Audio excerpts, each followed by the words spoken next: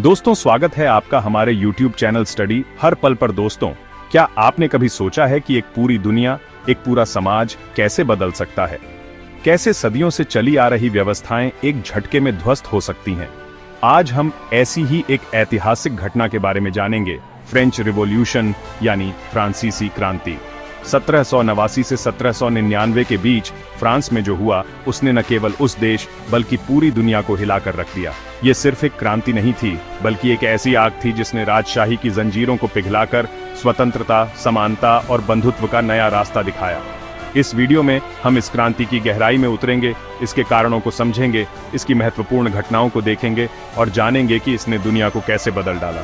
तो तैयार हो जाइए इतिहास के इस रोमांचक सफर पर मेरे साथ चलने के लिए। दोस्तों, कोई भी क्रांति अचानक नहीं होती। ये एक लंबी प्रक्रिया का परिणाम होती है जिसमें कई कारक और घटनाएं शामिल होती हैं। उसके पीछे होते हैं सालों, दशकों और कभी-कभी सदियों से दबे हुए दर्द, गुस्सा और बदलाव की चाहत। यह गुस्सा और दर्द धीरे-धीरे बढ़ता है और एक दिन विस्फोटक रूप ले लेता है। फ्रेंच रिवॉल्यूशन भी कुछ अलग नहीं था। यह भी एक लंबी प्रक्रिया का परिणाम था जिसमें कई सामाजिक, राजनीतिक और आर्थिक कारण शामिल थे। सबसे पहले राजनीति की बात। फ्रांस में उस समय राजनीतिक स्थिति बहुत ही अस्थिर थी। फ्रांस में राजा का शासन था, और वो भी कैसा? निरंकुश। राजा के पास असीमित शक्तियां थीं और वह अपनी मनमानी करता था। राजा लुई 16 की मनमानी चरम पर थी।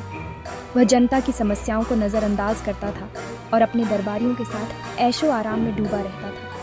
जनता की कोई नहीं सुनता था, उनकी आवाज दबा दी जाती थी, उनकी समस्याओं को अनदेखा किया जाता था और उनकी आवाज को कुचल दिया जाता था। दूसरा कारण था पैसा यानी अर्थव्यवस्था। फ्रांस की आर्थिक स्थिति बहुत ही खराब थी। फ्रांस की हालत उस समय बहुत खराब थी। देश कर्ज में डूबा हुआ था और जनता गरीबी और भुखमरी से जूझ रही थी। लगातार युद्धों और राजा रानी के फिजूल खर्चों ने खजाना खाली कर दिया था। राजा और रानी अपने शाही जीवन के लिए भारी खर्च करते थे, जबकि जनता भूखी मर रही थी। ऊपर से आम जनता पर टैक्स का भारी बोझ, गरीब जनता पर भारी टैक्स लगाए जाते थे, जिससे उनकी स्थिति और भी दयनीय हो गई थी। तीसरा कारण था सामाजिक असमानता। फ्रांस का समाज 3 वर्गों में बंटा हुआ था। पहले वर्ग में चर्च और उसके पुजारी थे, जो बहुत ही शक्तिशाली और धनी थे। दूसरे वर्ग में राजा और अमीर लोग थे, जो सत्ता और धन के मालिक थे। और तीसरे वर्ग में आम जनता थी, जो सबसे ज्यादा पीड़ित थी। उन्हें सभी प्रकार के टैक्स चुकाने पड़ते थे और उनके पास कोई अधिकार नहीं थे। जिन पर सारे टैक्स लगाए जाते थे, यह असमानता और अन्याय जनता के गुस्से को और बढ़ा रहा था। चौथा कारण था नए विचारों का आना। उस समय यूरोप में ज्ञानोदय का दौर चल रहा था। इस दौर में नए विचार और सिद्धांत सामने आ रहे थे जो समाज में बदलाव की बात कर रहे थे। रूसो, वोल्टेयर जैसे विचारकों ने लोगों को स्वतंत्रता, समानता और बंधुत्व का पाठ पढ़ाया। उनके विचारों ने जनता को जागरूक किया और उन्हें अपने अधिकारों के लिए लड़ने के लिए प्रेरित किया। और आखिर में तत्काल कारण बना बैस्टिल किले पर हमला। यह घटना क्रांति की चिंगारी साबित हुई। यह किला राजशाही के जुल्म का प्रतीक था। यह किला जनता के लिए अत्याचार और अन्याय का प्रतीक बन चुका था। 14 जुलाई 1789 को जनता ने इस किले पर कब्जा कर लिया और यह घटना क्रांति की शुरुआत का प्रतीक बन गई। और यहीं से शुरू हुई फ्रेंच रिवॉल्यूशन की असली कहानी। ये क्रांति न केवल फ्रांस बल्कि पूरे विश्व के इतिहास में एक महत्वपूर्ण मोड़ साबित हुई। दोस्तों, बैस्टिल किले पर हमले के बाद तो जैसे फ्रांस में क्रांति की आंधी ही आ गई। इस हमले ने पूरे देश को हिलाकर रख दिया और लोगों के दिलों में बदलाव की चिंगारी भड़का दी। बैस्टिल का पतन एक प्रतीक बन गया, एक ऐसा प्रतीक जिसने लोगों को यह विश्वास दिलाया कि वे अपने अधिकारों के लिए लड़ सकते हैं और जीत सकते हैं। हर तरफ बदलाव की मांग उठने लगी। लोग सड़कों पर उतर आए, अपने अधिकारों और स्वतंत्रता की मांग करने लगे। हर गली, हर चौराहे पर लोग इकट्ठा हो रहे थे, अपने हक की आवाज बुलंद कर रहे थे। यह एक ऐसा समय था जब हर कोई बदलाव चाहता था और कोई भी पीछे हटने को तैयार नहीं था। सबसे पहले तो एस्टेट्स जनरल की बैठक बुलाई गई, जो सालों से नहीं हुई थी। यह बैठक एक महत्वपूर्ण कदम था क्योंकि इसमें सभी तीनों स्टेट्स के प्रतिनिधि शामिल थे। यह एक ऐसा मंच था जहां लोग अपनी समस्याओं और मांगों को सामने रख सकते थे। यह एक तरह की संसद थी, लेकिन इसमें आम जनता की आवाज दब जाती थी। पहले और दूसरे स्टेट्स के लोग जो अमीर और प्रभावशाली थे, हमेशा अपनी बात मनवा लेते थे। लेकिन इस बार हालात कुछ और ही थे।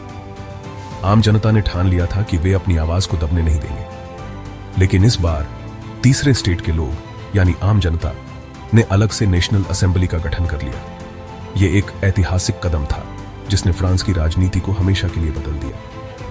नेशनल असेंबली ने यह साबित कर दिया कि आम जनता भी संगठित होकर अपने अधिकारों के लिए लड़ सकती है। उन्होंने कसम खाई कि जब तक फ्रांस को नया संविधान नहीं मिल जाता वो हार नहीं मानेंगे। यह कसम टेनिस कोर्ट में ली गई थी और इसे टेनिस कोर्ट की शपथ के नाम से जाना जाता है।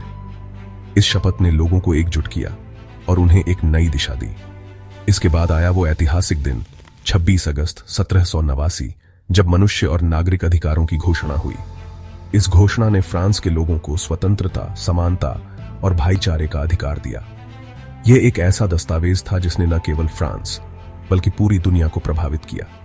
इस घोषणा ने फ्रांस के लोगों को स्वतंत्रता, समानता और भाईचारे का अधिकार दिया।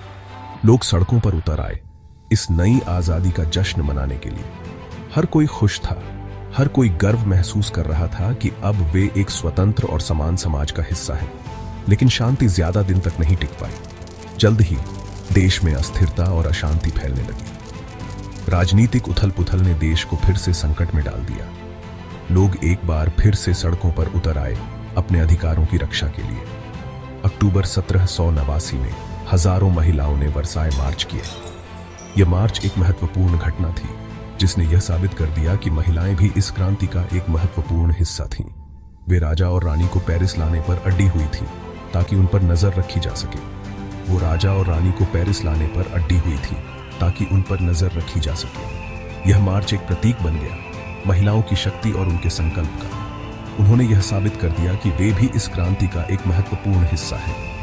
अगले कुछ सालों में फ्रांस में बहुत उथल-पुथल रही।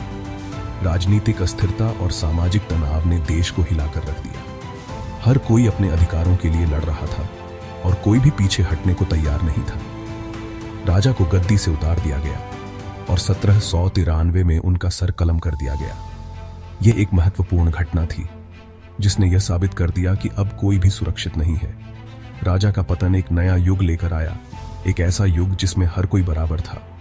इसके बाद आया आतंक का शासन जिसका नेतृत्व रोबेस्पियरे ने किया। यह एक ऐसा समय था जब हर कोई डर के साए में जी रहा था। किसी पर भी क्रांति के खिलाफ जाने का शक होने पर उसे मौत के घाट उतार दिया जाता था। इस दौरान हजारों लोगों को मौत के घाट उतार दिया गया जिन पर क्रांति के खिलाफ जाने का शक था। यह एक ऐसा समय था जब हर कोई अपने जीवन के लिए डर रहा था। लेकिन इस आतंक के शासन ने भी लोगों को एकजुट किया और उन्हें एक नई दिशा दी। लेकिन 1794 में रोबेस्पियरे को भी गद्दी से उतार दिया गया और आतंक का शासन खत्म हुआ। यह एक नई शुरुआत थी, एक ऐसा समय जब लोग फिर से अपने अधिकारों के लिए लड़ सकते थे बिना किसी डर के। फ्रांस ने एक लंबा सफर तय किया और यह सफर अभी भी जारी है। चैप्टर 3 क्रांति का प्रभाव, एक नई दुनिया का आगाज। दोस्तों, फ्रेंच रिवॉल्यूशन भले ही फ्रांस में हुआ लेकिन इसका असर पूरी दुनिया पर पड़ेगा। सबसे बड़ा बदलाव तो यही आया कि सदियों से चली आ रही राजशाही व्यवस्था को नकार दिया गया। अब जनता खुद को अपना शासक मानने लगी थी। क्रांतिकारी विचार जैसे स्वतंत्रता, समानता और बंधुत्व दुनिया के कोने कोने में फैल गए। यूरोप से लेकर अमेरिका तक लोगों ने अपने हकों के लिए आवाज उठानी शुरू कर दी। फ्रेंच रिवॉल्यूशन ने राष्ट्रवाद की भावना को भी जन्म दिया। अब लोग खुद को एक राष्ट्र के रूप में देखने लगे, न कि किसी राजा के गुलाम के रूप में। इस क्रांति ने दुनिया को मानवाधिकारों के महत्व का भी एहसास कराया। मनुष्य और नागरिक अधिकारों की घोषणा आज भी दुनिया भर में मानवाधिकारों के लिए संघर्ष करने वालों के लिए प्रेरणा का स्रोत है। चैप्टर 4 क्रांति की सीख। क्या हमने कुछ सीखा?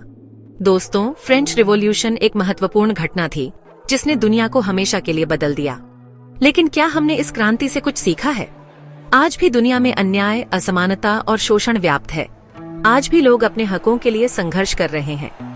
फ्रेंच रिवॉल्यूशन हमें याद दिलाता है कि जब अन्याय चरम पर पहुंच जाता है तो जनता विद्रोह करने पर मजबूर हो जाती है। हमें ये भी याद रखना होगा कि सिर्फ क्रांति लाना ही काफी नहीं है, बल्कि क्रांति के बाद एक बेहतर समाज का निर्माण करना भी जरूरी है। फ्रेंच रिवॉल्यूशन हमें एकता, समानता और न्याय के महत्व का पाठ पढ़ाता है। ये मूल्य आज भी उतने ही प्रासंगिक हैं जितने उस समय थे। चैप्टर 5 क्रांति की अलख क्या आज भी जल रही है? दोस्तों, फ्रेंच रिवॉल्यूशन भले ही इतिहास का हिस्सा बन चुका है, लेकिन उसकी चिंगारी आज भी हमारे अंदर जिंदा है। यह चिंगारी हमें प्रेरित करती है, हमें याद दिलाती है कि बदलाव संभव है। जब भी हम अन्याय के खिलाफ आवाज उठाते हैं, जब भी हम अपने अधिकारों के लिए खड़े होते हैं, हम उस क्रांति की भावना को जीवित रखते हैं। जब भी हम समानता की मांग करते हैं, हम उस आदर्श को आगे बढ़ाते हैं जो फ्रेंच रिवॉल्यूशन ने हमें सिखाया था। जब भी हम अपने हकों के लिए लड़ाई लड़ते हैं, हम उस क्रांति की अलख को जलाए रखते हैं। यह अलख हमें याद दिलाती है कि हमें कभी हार नहीं माननी चाहिए। तो असल में हम उस क्रांति की अलख को जलाए रखते हैं। यह अलख हमें प्रेरित करती है कि हम अपने समाज को बेहतर बनाने के लिए निरंतर प्रयास करें। आज जरूरत है कि हम खुद से ये सवाल पूछें, क्या आज की दुनिया में हम उन क्रांतिकारी मूल्यों को पूरी तरह से अपना पाए हैं जिनके लिए लाखों लोगों ने अपनी जान कुर्बान कर दी थी? क्या हम उन आदर्शों को अपने जीवन में उतार पाए हैं? क्या हमने एक ऐसा समाज बनाया है जहां हर इंसान को सम्मान और समानता का अधिकार मिले? क्या हम एक ऐसी दुनिया बना पाए हैं जहां हर व्यक्ति को न्याय और स्वतंत्रता मिले? ये सवाल सिर्फ सोचने के लिए नहीं है, बल्कि इन पर अमल करने का समय आ गया है। हमें इन सवालों के जवाब ढूंढने होंगे और उन्हें अपने जीवन में लागू करना होगा। हमें खुद को बदलना होगा, अपने विचारों को बदलना होगा और अपने कार्यों को बदलना होगा। अपने आसपास के लोगों को बदलना होगा, उन्हें प्रेरित करना होगा कि वे भी इस बदलाव का हिस्सा बने। तभी हम एक बेहतर दुनिया का निर्माण कर पाएंगे। एक ऐसी दुनिया जहां हर व्यक्ति को समान अधिकार और सम्मान मिले। याद रखिए, बदलाव हमेशा खुद से शुरू होता है। अगर हम खुद को बदलेंगे तो दुनिया भी बदलेगी। तो आइए हम सब मिलकर एक ऐसी दुनिया बनाने का संकल्प लें जहां फ्रेंच रिवॉल्यूशन के आदर्श सचमुच में साकार हो सकें। एक ऐसी दुनिया जहां हर व्यक्ति को न्याय, स्वतंत्रता और समानता मिले। उतरो, क्रांति का सफर आगे बढ़ते रहें। तो दोस्तों, ये थी फ्रेंच रिवॉल्यूशन की कहानी। मुझे उम्मीद है कि इस वीडियो से आपको इस महत्वपूर्ण घटना को समझने में मदद मिली होगी। लेकिन याद रखिए, ये सिर्फ एक कहानी नहीं है, बल्कि एक सीख है, एक प्रेरणा है। हमें हमेशा अन्याय के खिलाफ आवाज उठानी चाहिए और एक बेहतर दुनिया बनाने के लिए काम करना चाहिए। अगर आपको ये वीडियो पसंद आया हो तो इसे लाइक और शेयर जरूर करें। और हाँ, कमेंट करके बताइए कि आप फ्रेंच रिवॉल्यूशन के बारे में क्या सोचते हैं। मैं आपके कमेंट्स का इंतजार करूंगा।